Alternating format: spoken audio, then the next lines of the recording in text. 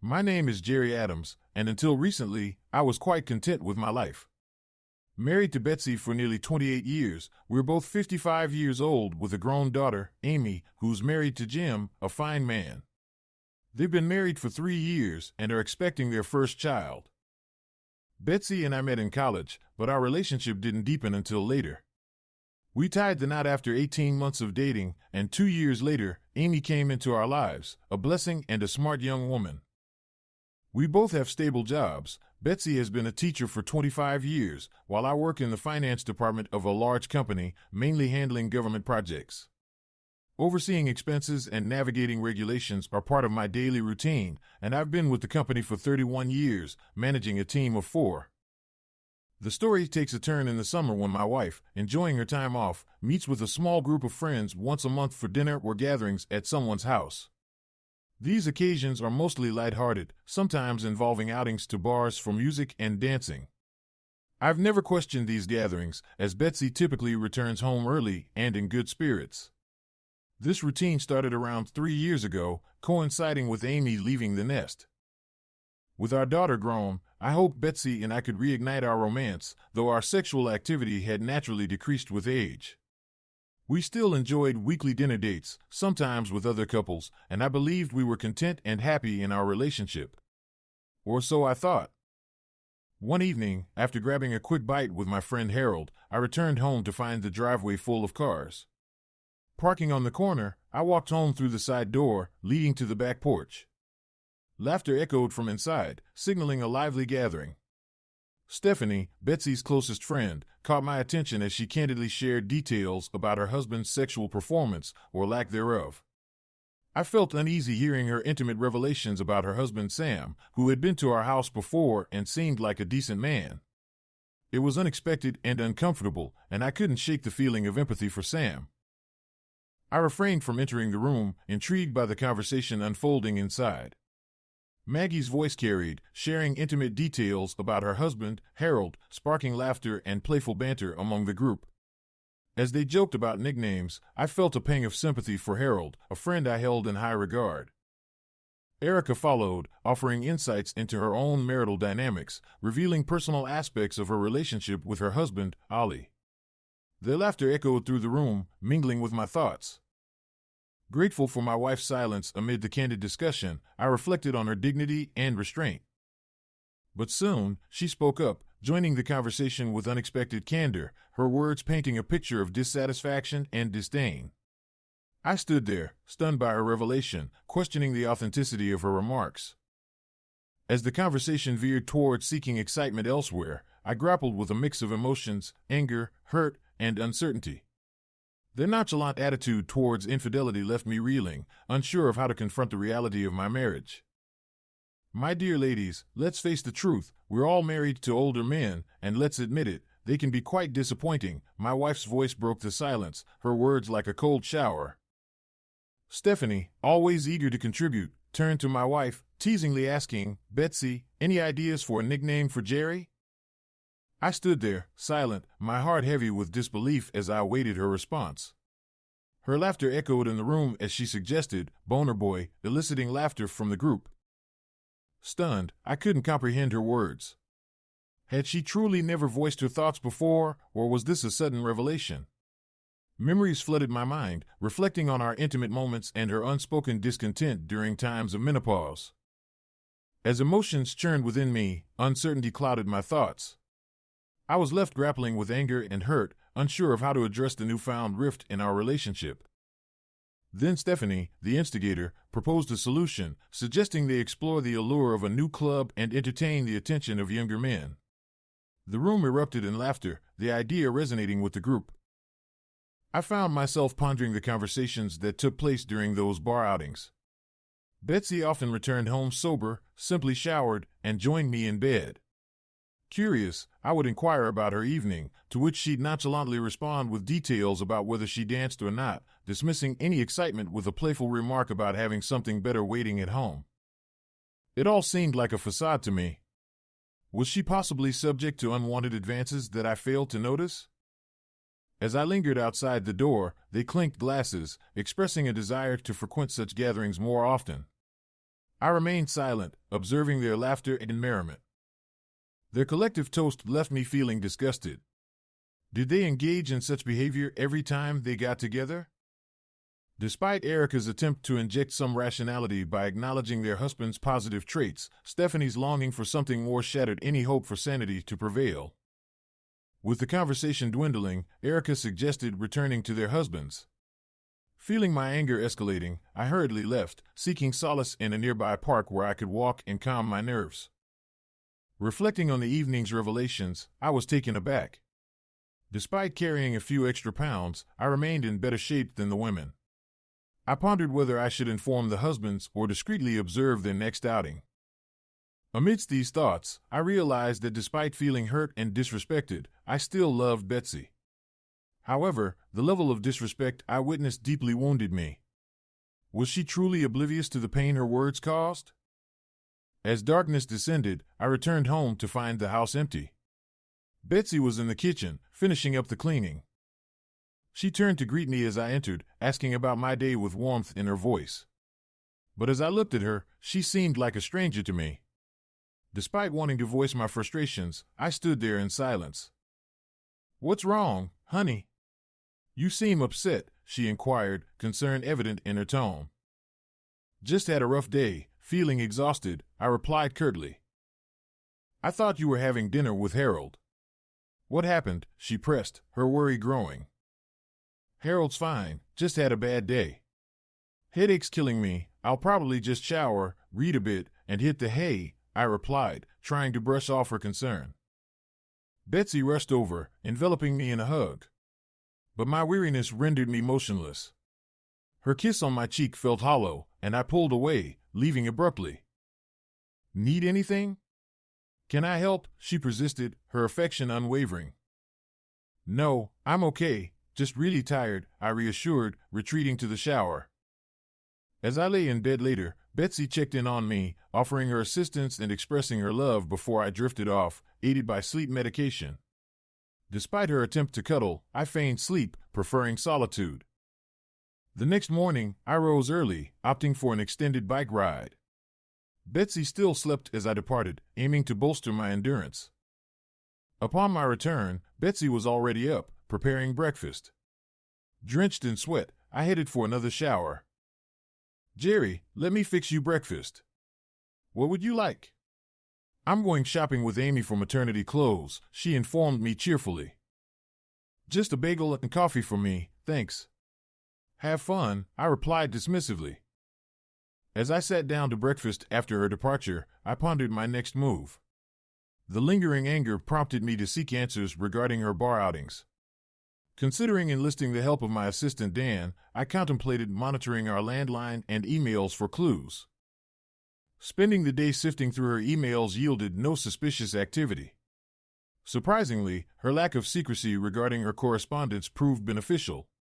By evening, I hadn't found any concrete evidence.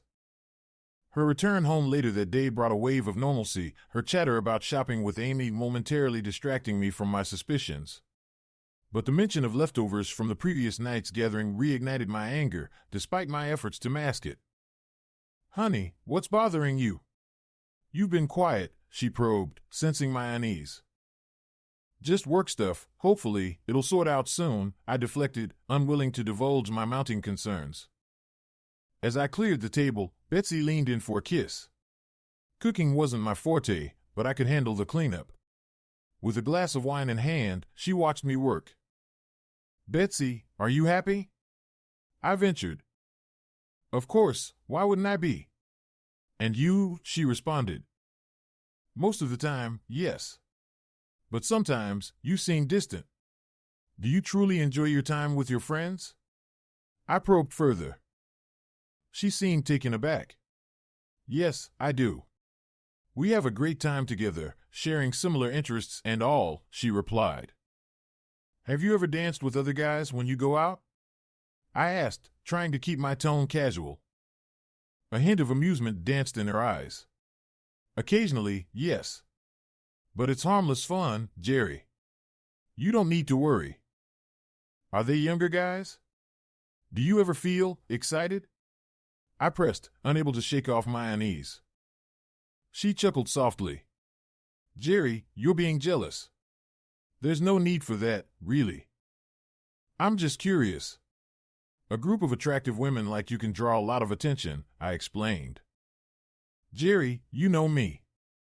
I wouldn't let anyone cross the line, she assured. If one of your friends did something inappropriate, would you tell me? I inquired. Betsy looked puzzled. I don't think any of them would, Jerry. You trust them too, right? I suppose, I conceded. Hey, how about we host a cookout and invite them and their husbands? She seemed indifferent. They're all pretty busy, especially during summer. Okay, just a thought, I said, a bit disappointed. When's the next girls' get-together? Betsy's expression changed. Actually, I wanted to talk to you about that. Stephanie suggested a weekend at the lake next week. Just the wives, I presume, I remarked, a touch of disappointment creeping in. I meant to mention it last night, but you weren't feeling well, she explained. We'll leave Friday morning and return Monday evening for the July 4th weekend. We usually have plans for the 4th. You'll miss out on some of the festivities, I remarked. Betsy tried to reassure me. I'll make it up to you when I'm back, Jerry. Sometimes, us girls just need a break. I understand, I replied, though a nagging sense of unease lingered. Retreating to my office, I couldn't shake off the unsettling feeling. Betsy rarely went away, and now she was leaving right after those unsettling comments from the girls. Something didn't sit right, and I couldn't shake the feeling that there was more to it. Later, Betsy entered the office, concern evident in her voice. Jerry, you're not upset with me, are you? No, I just wish you'd inform me about these things. By the way, who's going? I inquired. It's Stephanie, Maggie, Erica, and Teresa. Teresa works with Stephanie and they're good friends, she explained. I wasn't familiar with Teresa, but I wanted more details. Is Teresa around our age, and is she married? I think she's close to our age, but she's divorced, Betsy replied. It struck me as odd that Betsy suddenly wanted to spend more time with her friends. It seems strange that you're eager to spend time with them now. I was hoping we could spend some time together since I'm off on Monday too. That's sweet, hon, but this is the only time we can all gather as a group. I promise we'll make time for us before summer ends, she reassured. As the week progressed, I sensed Betsy's excitement about her upcoming trip, but I remained frustrated. I decided to make one last attempt. How about we join you Friday night and leave Monday morning? You'll still have girl time, but we can spend time together too. Jerry, what's gotten into you? We just want some girls-only time, she replied, exasperated. Okay, have your time. But it's hypocritical when you dislike it if I want a golf weekend with the guys and I never go, I pointed out. That's because it's expensive, and I don't like being alone. Please, honey, try to understand. You're acting childish, she retorted. Realizing it was futile, I accepted her decision. However, I couldn't shake off my concern, especially after overhearing the conversation. Determined to learn more, I attempted to access Betsy's phone while she showered. But it was locked, which was unusual. So, I swapped our phones, taking hers to work. I sought help from Dan, our IT expert, to unlock it. After several attempts, he succeeded, and I delved into her texts. Most were innocuous, but I stumbled upon crucial information. Stephanie was the mastermind behind the trip, planning it at her cabin with potential guests, managed by Teresa. The more I read, the angrier I became. Betsy seemed thrilled about it, despite Maggie's reservations. Stephanie dismissed her concerns, insisting it would be harmless fun. Erica echoed her excitement. I monitored their emails closely, intent on uncovering more. When I arrived home, my wife confronted me about picking up her phone. I admitted to it, prompting her to lash out, accusing me of invading her privacy. I was taken aback by her reaction. I only realized it was your phone after you recently locked it. I couldn't read your messages. What's going on, Betsy? She insisted there was nothing to hide, but her defensive demeanor left me uneasy. That night, I struggled to sleep, feeling unsettled about the situation. I decided to reach out to my daughter, Amy, hoping she might shed some light on the matter. Amy confirmed her mother's plans for the getaway, but noted that Betsy seemed a bit off lately. She attributed it to the excitement of impending grandparenthood. Upon Betsy's return home, she attempted to reassure me of her love, but I couldn't shake off my suspicions. On Thursday, I delved into Betsy's texts again. Stephanie hinted at the fun they would have during the weekend, but kept the details vague. Teresa, the organizer, caught my attention. Seeking assistance from Dan once more, I shared my concerns. His revelation about Teresa's involvement in arranging a bachelorette party raised alarm bells. It seemed my wife's girls' weekend might involve a stripper. Fueled by anger and anxiety, I continued my investigation, uncovering unsettling exchanges. Stephanie's disrespectful comment about me only fueled my frustration, leaving me seething with indignation. I was frantically devising a plan. After lunch, Amy called, informing me of her conversation with her mom. Betsy insisted she needed this getaway and assured Amy she would make it up to me upon her return. On Thursday, I decided to reach out to all the husbands. Harold mentioned Maggie seemed quiet but excited about the weekend. Dan, after speaking with his sister Teresa, uncovered the involvement of a stripper, the same one hired by Stephanie. I arranged for the husbands to meet secretly at my house Friday night. Some were hesitant, but I stressed the importance of understanding their wives' activities for the sake of their marriages. Eventually, they all agreed, albeit with difficulty accessing their wives' phones. Friday morning, I woke early to check Betsy's suitcase, finding nothing unusual. Monitoring her messages revealed Stephanie's excitement about Teresa's plans, which she kept secret. Betsy was set to leave at 8, but I left early, leaving a note expressing my feelings of sadness and a wish for her happiness. As Betsy prepared to leave, Stephanie's text sparked her concern about me. Worried, she expressed her hesitation to leave until we talked, but Stephanie dismissed it as my sulking over being alone for the weekend. Concerned, Betsy insisted on contacting me. All right, I'll reach out to Harold and see if he can find out anything. He left early this morning too, I said, dialing Harold's number. Meanwhile, the women were busy texting each other, realizing that all the husbands were unreachable. Stephanie took charge, texting them all to prepare, stating, "We're all going away for the weekend. No excuses. The guys will be fine." Having formulated a plan over the past few days, it was now up to the men to act. Perhaps the wives' harsh descriptions of them were a wake-up call, a chance to salvage their marriages or at least prevent their wives from straying. As Harold and I discussed the situation, Ali and Sam arrived, their faces reflecting concern. I wasted no time in laying out the grim truth before them. I gathered you all here because I suspect our wives are planning to betray our wedding vows this weekend. Can any of you stomach that? I recounted how I overheard the wives' disparaging remarks and hacked into my wife's cell phone to uncover their intentions, or at least their thoughts. Sam, Ali, and Harold were furious at the revelation. After a moment of silence, I presented my plan, to stake out the cabin on Saturday and observe the visitors' arrival to see what transpires. We agreed not to respond to any communication from the wives, leaving them in the dark. It would be challenging, but necessary to raise suspicion and give us the upper hand. Our discussion stretched into the late hours, agreeing to reconvene at 9 the next morning. I tossed and turned that night, checking my phone repeatedly.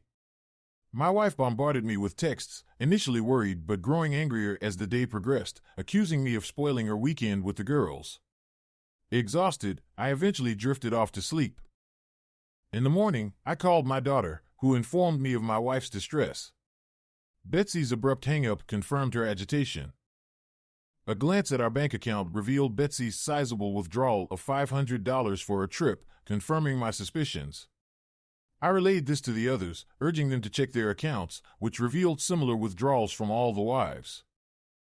Sam, Ali, and Harold were appalled and incensed by their wives' disrespect. While I cautioned against violence, I urged them to channel their frustration for the impending confrontation. With the rendezvous set for 8 o'clock, we had to be there by 7 o'clock without tipping off the girls. Teresa, keeping me updated after my conversation with Dan, revealed that Stephanie sought her assistance in arranging for a male stripper for the women's party. Teresa knew of one, and Stephanie seemed keen on the idea, even inquiring about additional services. Teresa inquired, "What exactly do you mean?" Stephanie elaborated, expressing their desire to experience the attention of a younger, attractive man, contrasting their husbands, whom they described as old and dull. Hearing this from Teresa left me simmering with anger. She added that while the others were unaware, Stephanie had hinted at something sexual, leading everyone to anticipate enjoyment. As our conversation heated up, the men were outraged, realizing the gravity of the situation and the uncertain future of their marriages. Once we neared the cabin, I messaged Teresa to confirm arrangements. Shortly after, she called, stepping outside for privacy. "Teresa, your assistance means a lot. Maybe this can help salvage a few marriages," I expressed. "Jerry, I've dealt with a cheating ex-husband, so when Dan mentioned your predicament, I was glad to help," Teresa shared. "Has Stephanie disclosed the stripper's arrival to the others?" "I need to know how my wife reacted," I inquired. Reluctantly, Teresa divulged, "Jerry, it seems your wife is influenced by Stephanie, agreeing to things she wouldn't normally."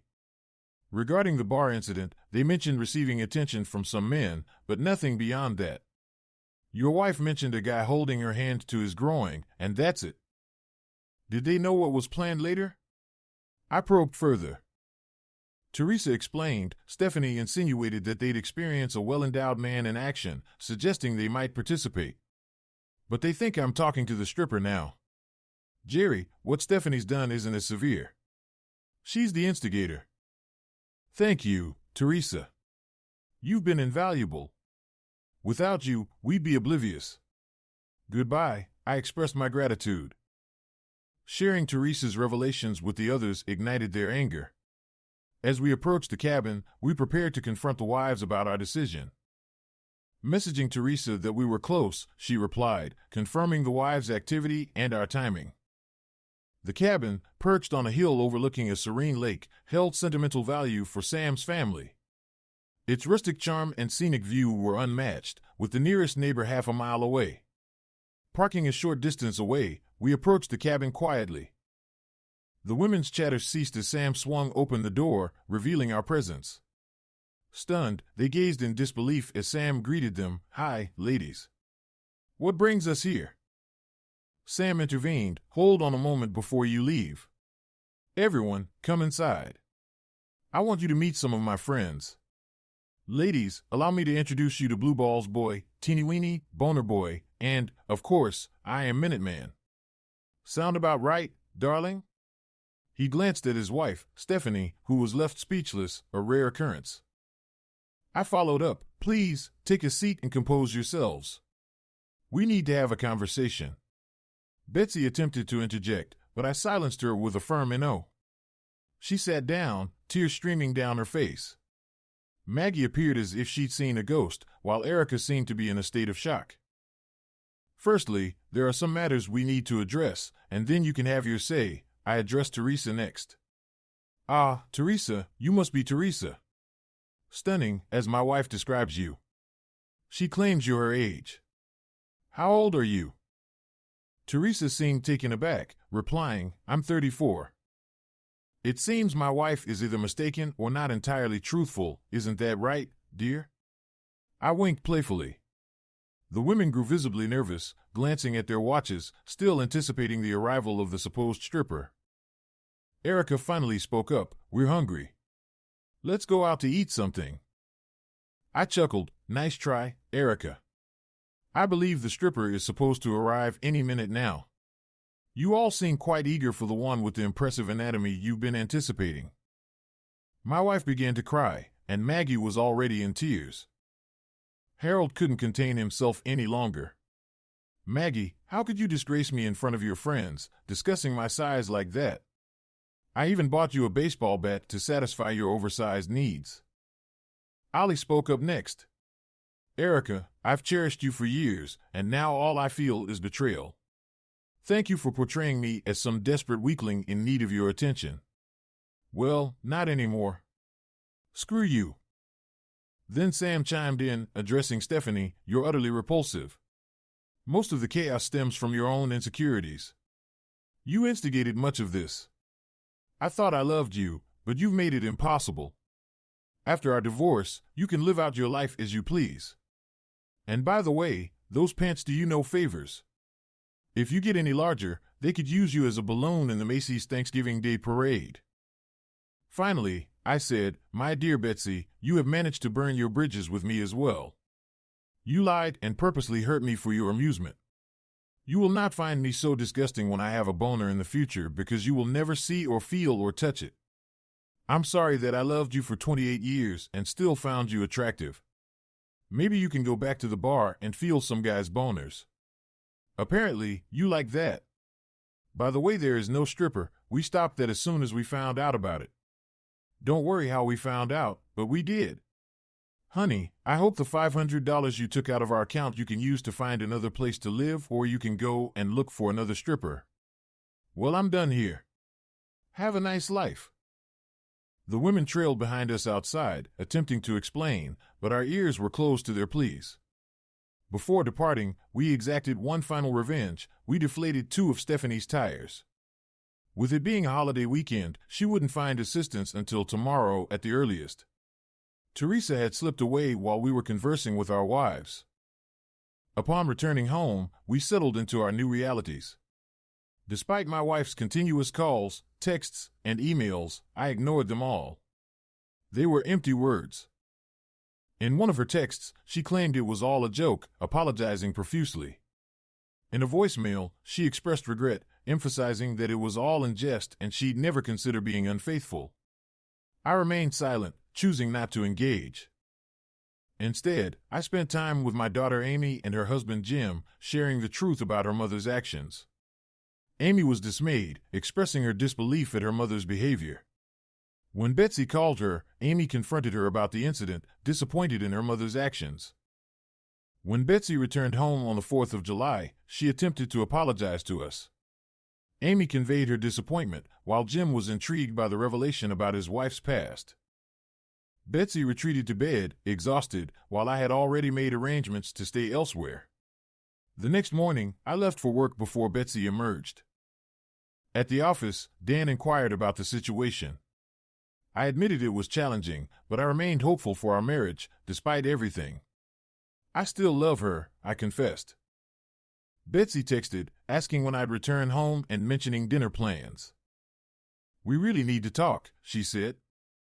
"I'll be home at the usual time," I replied. Walking into the house, the enticing aroma of dinner greeted me, stirring my hunger. She approached me, expressing, "I missed you and I'm sorry for everything. Can we please talk about it after dinner?" Of course, I agreed. Dinner passed quietly, yet the food was delicious. Her cooking always had that effect on me. Afterwards, she suggested we move to the den, bringing along dessert and wine. I couldn't shake the feeling that she was trying to make amends. "Jerry, I'm sorry about the weekend.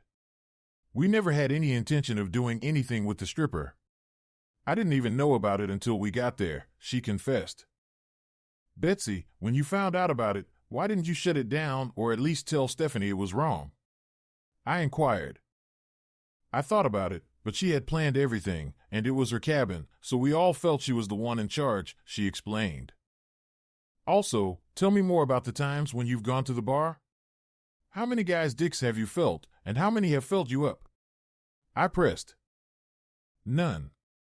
I have not been felt up or felt them." "That didn't happen," she denied. "Well, according to one of your friends, a guy placed your hand on his dick, and you said it was huge," I countered. "That's not true. He may have casually brushed himself up against me, but I never felt it or played with any guy," she insisted. "I have been doing a lot of thinking over the last couple of weeks, and I'm not very happy. As you know, you didn't care when I was hurting, and your lack of respect is disgusting. The talk all of you women have makes you sound like whores talking about their clients, not their husbands who you should love. Where did that come from? Do you always talk trash about us?" I confronted. "Honey, that's girl talk, and we just say things, and most is embellished. I know it sounded harsh, but we were drinking and being stupid, she admitted. How would you feel if us husbands talked about private and personal things and made fun of you women? Called any one of you fat? You'd be livid, and you know it. It was classless and disrespectful, I asserted. I'm so sorry, Jerry. It was wrong, and we shouldn't have done it or planned a girls' weekend. I really don't know why Stephanie wanted to do that, she apologized. I know why. She has no respect for her husband and convinced you all to do the same, I deduced. Jerry, that's not true. I have never loved anyone like I love you. Please, I promise to make it up to you, and I will. No one means more to me than you do, she pleaded. Okay, we will see, but first, you have to prove it to me. I moved all my things into Amy's old room. It's comfortable enough for now. I want you to go to counseling. Also, my boner won't bother you. I just didn't think our marriage was that bad, and you were so unhappy. I love you and wonder where you lost respect for me. You make me seem like a horny old man who is gross and disgusting. Am I really that bad? Sweetheart, I love you, and you are not disgusting. I made a stupid mistake and took you for granted. I was wrong. I don't think I need counseling, she confessed. Let's put it this way. You let Stephanie tell you what to do, and I worry about her influence on all you women. That is why I think counseling would be best, I insisted. She was shocked and said she would do what I want. I could tell she didn't agree with me, but I felt she needed it. I told her that I would go with her jointly if that helped, but she needed to find someone to help her. Epilogue. 9 months later, the husbands had all decided the women were right about one thing: we needed to get in better shape. We joined a gym and pushed each other relentlessly. I had built up my stamina and felt better, and my daughter thought I was now a hunk. Like that really matters for a 56-year-old man, I thought. The scorecard reads as follows: 2 marriages are in counseling, and 1 almost divorced. Stephanie and Sam are about to divorce. Stephanie left and went to live with her sister in another state. Most of the others felt like good riddance. Sam was a bit sad, but is starting to date a little. No one cared about Stephanie. Erica and Ollie were in counseling and are trying to get back to where they were before the intervention. Erica is more concerned about her husband, and Ollie is quite a bit more assertive now. He wants to make damn sure no one views him as submissive. I think they might make it. Maggie and Harold, well, she was the only one who thought what they planned would be a problem. She tells everyone how much her husband means to her. She lets everyone know that he is truly the hottest lover since Casanova. I think my best friend, Harold, has gotten over the embarrassment. That, of course, leaves me. We are still living in the same house, and Betsy is still in counseling. We are technically married, but I do have a new love of my life. My beautiful granddaughter, Brittany. At times, Betsy truly seems remorseful, but who knows? Amy wants me to give her mother a second chance.